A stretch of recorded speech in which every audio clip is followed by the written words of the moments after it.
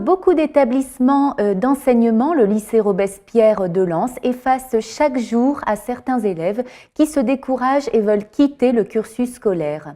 Pour lutter contre ce décrochage scolaire et permettre la mise en place de projets face à ce problème sur le territoire de Lens-Liévin et Nain-Carvin, plusieurs réunions regroupant des professionnels des collectivités territoriales, d'associations, de l'éducation nationale ou encore de l'orientation scolaire ont été mises en place.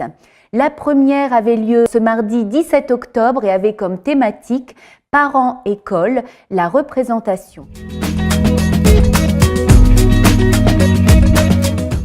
En quelques chiffres pour avoir une idée de la dimension du bassin, ça représente 40 200 élèves scolarisés de la maternelle, dans les écoles maternelles et élémentaires, et 31 500 élèves dans le secondaire. C'est un bassin qui est marqué par des difficultés que vous connaissez, au moins autant que nous, donc chômage élevé, faible niveau de qualification, nombre important de non-diplômés, un faible taux d'emploi, développement insuffisant de l'apprentissage, mais pour autant, c'est un bassin qui a des atouts, au moins du point de vue de l'éducation nationale, donc une population jeune, une image dynamique et un tissu de PME important. L'apprentissage se développe fort. Le décrochage dans le bassin, lorsqu'on voit le département qui stagnait un petit peu, le bassin a continué à progresser en termes de décrochage depuis donc, octobre 2012, puisqu'on passe de 1600, même si de quelques petites fluctuations, et on arrive à 1250. Nous étions le deuxième bassin de l'académie en termes de taux de décrochage. Sur les chiffres de décembre 2015, on arrive en 5e position. Voilà, on voit que dans le classement des bassins sur le décrochage, là aussi on progresse, donc ce qui montre vraiment le travail qui est effectué au quotidien dans les établissements scolaires. Si on fait un petit focus sur le décrochage dans le bassin et dans le département ou l'académie, globalement on le sait, il n'y a pas de surprise, mais là on le voit fort, le décrochage, ça se passe en lycée professionnel principalement, que ce soit en bac pro et d'autant plus en CAP. Il n'y a pas de surprise, les CAP accueillant des publics plus fragiles, forcément le décrochage, on va le retrouver plus sur les classes de CAP. Et donc sur la prévention de décrochage spécifiquement, je vous l'ai dit, c'est une participation au réseau focal, c'est une participation active aux actions de prévention, de remédiation, donc la mission de lutte contre le décrochage scolaire, l'IEJ, donc l'initiative de l'emploi des jeunes, qui est hébergée, on a l'IEJ Éducation nationale qui est hébergée au lycée Sonnet, la semaine de la persévérance l'année dernière, et puis mise en relation, faire du réseau, puisque on sait que le réseau c'est important, donc faire du réseau entre l'extérieur et le monde de l'éducation.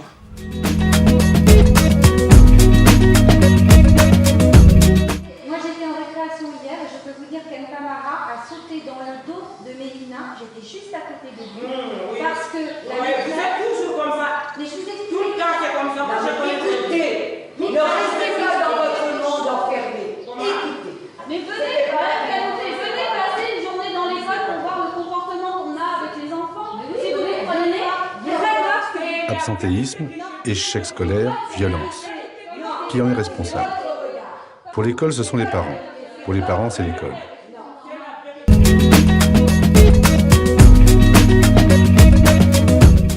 J'ai relevé les problèmes portant sur les lieux d'implantation des établissements scolaires, donc le contexte social, le contexte géographique. Tout ça a une influence sur la mixité sociale. C'est une influence sur le turnover des enseignants. Les établissements difficiles, souvent ce sont les jeunes enseignants qui y vont, parce que les plus anciens, en général, ils vont se fixer ailleurs que dans les banlieues difficiles.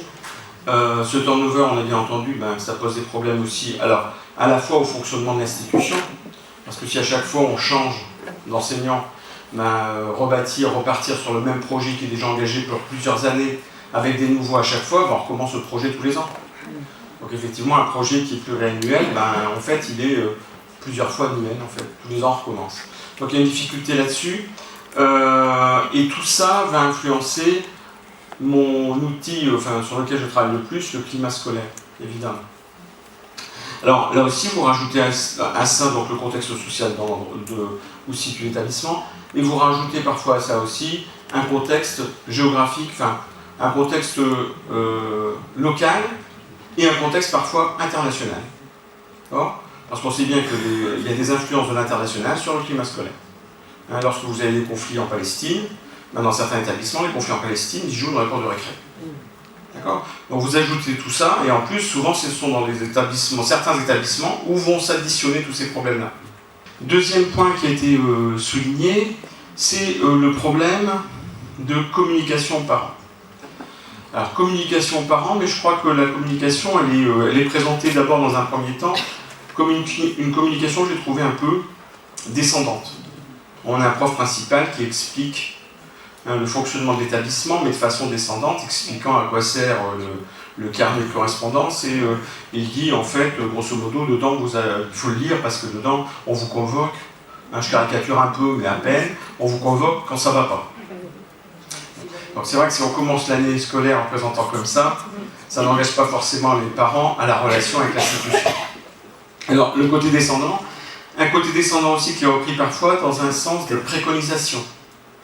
Il faut suivre l'enfant, suivre ses devoirs, etc., etc. Donc on est dans un contexte où on dit aux parents ce qu'ils doivent faire. Ensuite, l'idée, on aborde quand même à un moment donné la participation aux instances, où on dit les parents doivent participer aux instances avec l'idée quand même que les instances doivent être ouvertes et devenir un lieu de confrontation d'idées, éventuellement de discussion de fonctionnement, de discussion sur les projets, etc. etc. Alors c'est vrai que les enseignants sont là par amour de leur matière, parfois. Hein. Puis effectivement, avec ça, il y a des parents qu'il va falloir gérer, c'est pas toujours facile. Dans la formation actuelle des enseignants, il y a une forme, parce que dans les compétences attendues des enseignants, il y a la relation parent. C'est une compétence attendue. D'accord ? Donc du coup, comme cette compétence est mise dans la formation des enseignants, il y a une formation à l'ESP sur cette relation aux parents.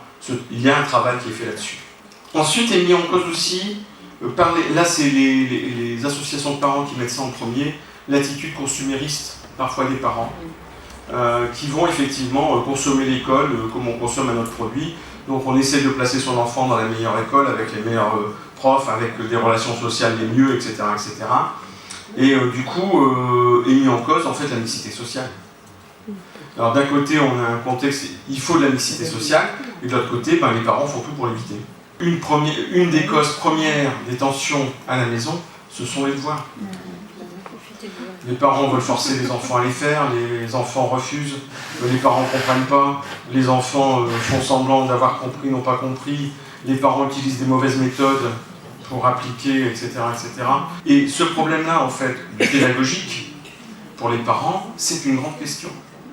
C'est-à-dire que souvent on dit aux parents, on leur dit pas justement, qu'est-ce qu'on attend d'eux au niveau pédagogique.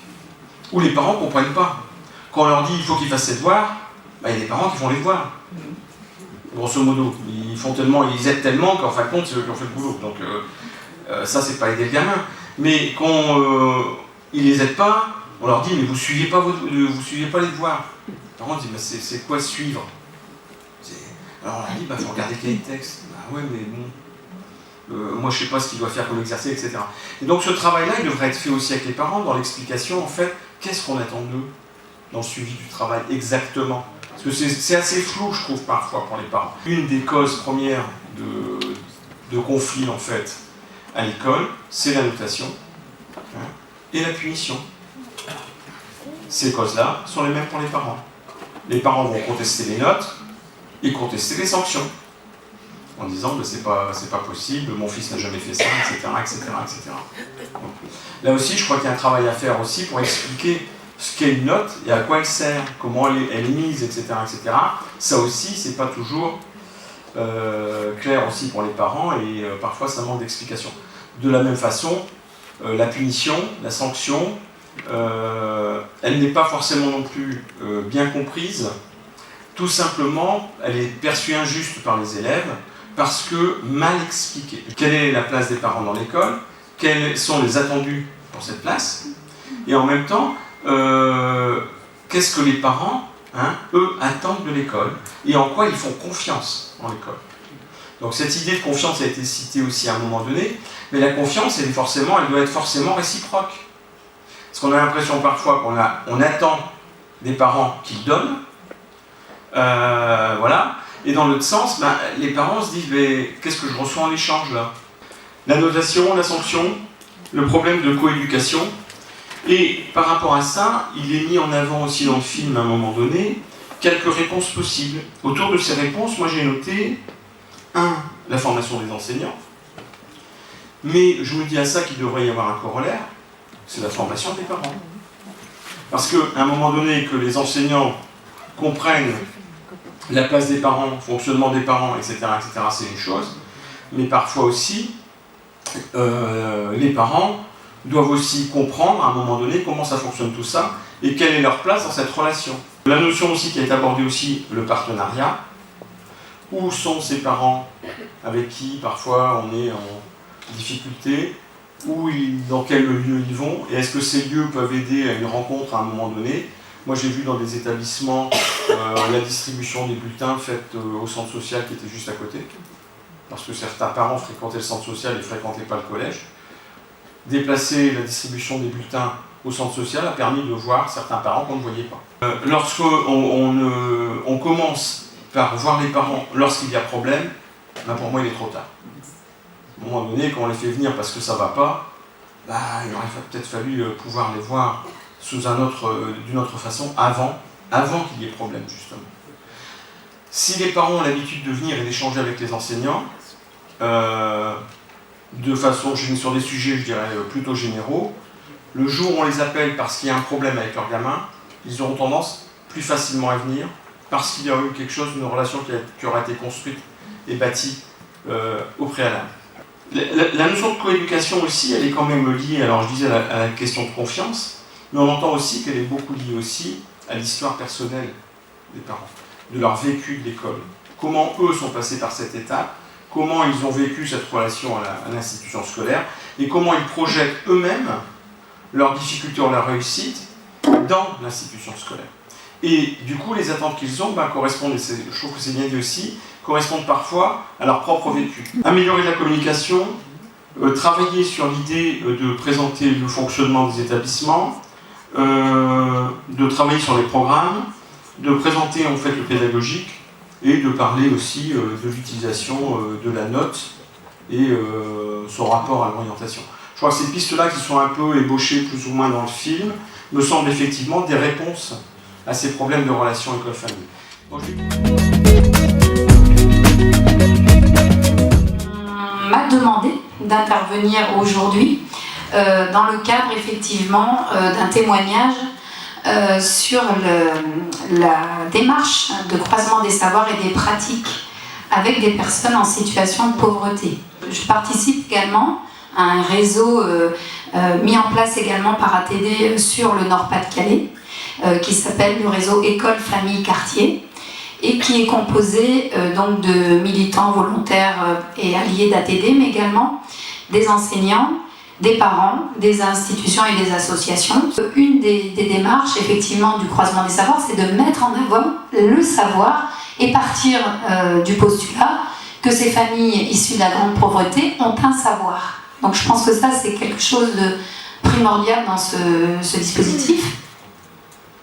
Et donc du coup, effectivement, il y a différents savoirs, dont 3 savoirs, et donc le croisement scientifique d'action et de vie. Et donc le croisement des savoirs, justement, c'est le croisement de ces différents savoirs. Le premier point, c'est définir un objectif. C'est quoi l'objectif de cette réunion de groupes? Parce que c'est des groupes qui vont se réunir avec différents partenaires, on a dit, et des parents, non pas seulement parents, mais des personnes de la grande pauvreté.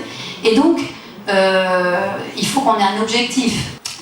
Ce qu'il est important, et je l'ai déjà dit tout à l'heure, c'est que vraiment ces professionnels soient soutenus par leurs institutions. C'est vrai qu'un professionnel qui viendrait tout seul, pour raison un peu personnelle ou professionnelle, mais ce qui est important, c'est que l'institution soit tout à fait en adéquation avec ça, pour que éventuellement aussi l'institution puisse après aussi faire bouger des choses dans son fonctionnement. Ensuite, on travaille énormément par groupe de pairs, P-A-I-R-S. Et chaque groupe travaille séparément. Et ça, c'est une question parfois qu'on nous pose en disant mais pourquoi séparément? Si on veut croiser les savoirs, ça serait intéressant que les gens puissent se rencontrer dans les groupes et échanger. Alors, ATD, ayant quand même beaucoup d'expérience avec ce public, dit oui, mais sauf que les parents en grande difficulté ne vont pas prendre la parole. Voilà, c'est toujours les mêmes un petit peu qui vont parler, enfin, etc. Donc, et surtout, il faut que les groupes de pairs aient les mêmes problématiques aussi, pour qu'ils puissent en échanger entre eux. Par exemple, les professionnels de l'enseignement, effectivement, ils auront certainement des choses à partager sur ce qu'ils vivent dans le quotidien, etc. Donc c'est aussi important pour ça. Le respect de la parole des personnes en situation de pauvreté, et pour l'avoir vécu dans le cadre de la formation dont j'ai parlé tout à l'heure, c'est vrai que nous, par exemple, professionnels, on s'exprimait parfois, parce que les groupes de pairs se réunissent quand même, à un moment donné, pour échanger, bien sûr. Et très très souvent, les militants d'ATD lèvent la main en disant « j'ai pas compris ce mot-là ». Ça veut dire quoi, coéducation, ou enfin, tout notre jargon de professionnels ou institutionnels. Voilà. Le travail sur les représentations, hein, donc on se rend compte dans ce travail entre groupes de pairs, toutes les représentations qu'on peut avoir, et c'est vraiment assez percutant parfois. Et ensuite, il y a bien sûr la production. Ces groupes de croisement de savoir, c'est de produire, de coproduire et de coécrire, et donc de construire et d'avancer sur le changement. Si l'objectif du groupe, c'est d'améliorer par exemple les relations famille-école, c'est sûr que au bout d'1 an, ou ça dépend de combien de temps le croisement va durer, mais voilà, on essaie de trouver des solutions pour que ça avance. Ensuite, donc au niveau des expériences, je disais tout à l'heure, donc dans le Nord, il y a plusieurs expériences qui ont d'ailleurs été à l'initiative de l'Éducation nationale, donc sur l'île, sur Roubaix, où il y a plusieurs groupes qui se sont en place actuellement et qui travaillent beaucoup d'ailleurs du coup sur l'école, sur la question de l'école évidemment.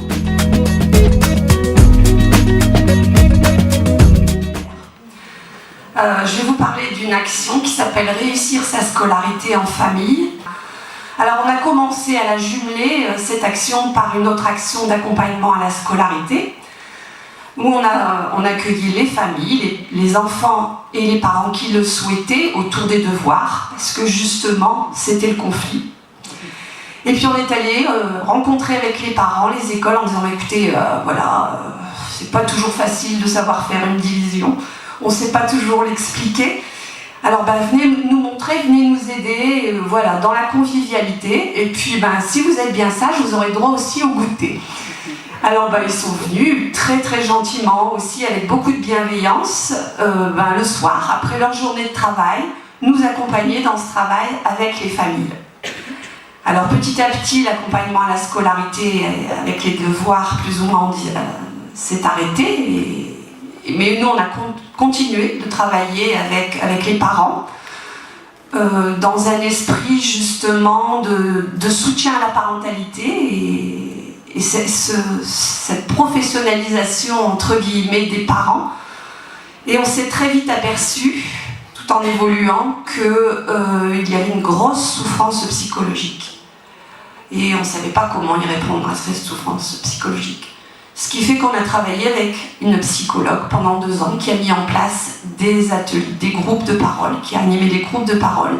Donc il y avait les groupes de parole avec les parents et la psychologue, et il y avait cet accompagnement, ce soutien à la parentalité avec nous, où on était beaucoup plus ouverts à leurs problèmes, où on était plus dans l'animation.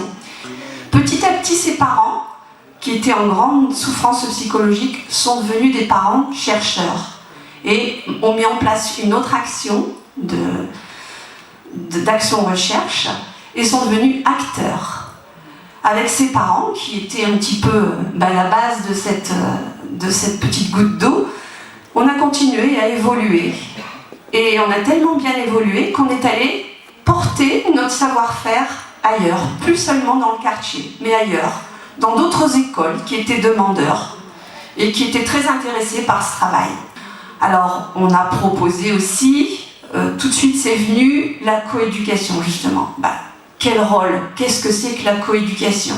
Qu'est-ce que c'est que la coéducation pour les parents qui ne comprennent pas bien ce mot-là, mais aussi pour les enseignants, parce que justement, on en a parlé tout à l'heure, oui, les parents à l'école, d'accord, mais pas trop, un petit peu, parce que ça me fait peur quand même, leurs questions, leur intervention, voire même l'agressivité. Donc moi, ce que je tiens à dire aussi, c'est qu'en 9 ans, il y a beaucoup d'espoir, parce que l'école ouvre ses portes. C'est pas comme ça il y a 9 ans.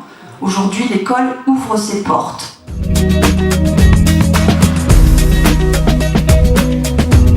FOCAL, c'est un terme qui veut dire formation, qualification et emploi. Le réseau regroupe des professionnels de l'éducation nationale qui œuvrent et qui mettent en place des actions de lutte contre le décrochage scolaire.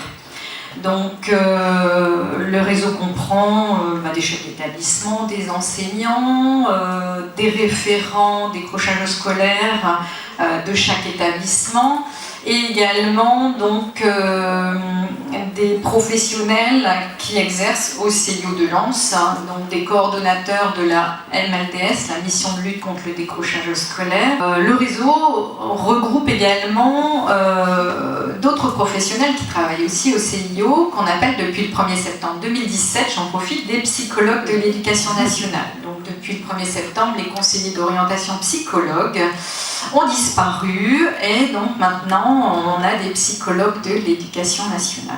Ce qui est mis en place sur le district, donc tout à l'heure vous parlez, Monsieur Tellier, vous parlez du bassin avec 3 districts, 3 CIO.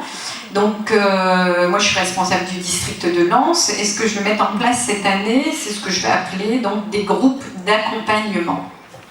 Donc des groupes d'accompagnement, et donc je fais appel à vous, partenaires extérieurs et éducation nationale. Donc ce sont des réunions que je vais organiser, pas tous les mois bien sûr, mais au moins une fois tous les trimestres.